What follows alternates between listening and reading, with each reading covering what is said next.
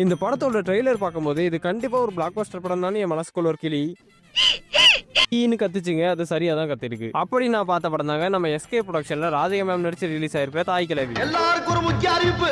இந்த படத்தை பார்த்தா சிரிச்சே செத்துருவீங்க. அதுக்கு நிர்வாகம் பொறுப்பல்ல. படத்தோட ஸ்டார்டிங்ல நம்ம தாய் கிழவி ஊர்ல ஒருத்தர் விடாம எல்லாத்துக்கும் வட்டிக்கு பணம் கொடுத்துருப்பாங்க. அதை அடா வடியா அடிச்சு வாங்குவாங்க. காசு வாங்குறப்ப எப்படி குரங்கு வேஷம் போட்டு வந்து நின்னு வாங்கின தூபச்சல எதுக்குடா அன்றா இது இப்படி இருக்கும்போது ஒரு குடிகாரன் ஒருத்தன் கருப்பன்ட்ட வேண்டி நம்ம தாய் கிழவியை கை கால் இழுத்து பேச முடியாம படுத்து படுக்க வைக்கிடுவான். அப்போ ஒரு நகை கடைக்காரன் வந்து நம்ம தாய் கிழவி 120 பவுன் நம்ம கடையில வாங்கியிருந்தாங்க, அதான் பார்த்துட்டு போவோம் வந்து நம்ம தாய் கிழவியோட பசங்கிட்ட சொல்லிடுவான். அப்புறம் என்ன அந்த நகையை தேடி நம்ம கிழவியோட பசங்க காடு மேடு சந்து புந்துன்னு ஊர் ஃபுல்லா அலைஞ்சிட்டு இருப்பாங்க. அந்த நகை நம்ம கிழவியோட பசங்களுக்கு கிடைச்சதா இல்லையா, நம்ம கிழவி பொழைச்சதா இல்லையாங்கிறதாங்க இந்த படத்தோட கதை. செத்து போயிருச்சாமே.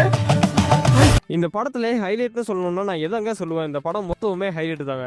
தாய் கிழவி ஒரு தரமான ஃபேமிலி என்டர்டெய்னர், மிஸ் பண்ணாம பாருங்க. படம் எப்படி இருந்துச்சு? பாரு தலையில கை வச்சுக்க அப்பதான் ட்ரெண்ட் ஆவ.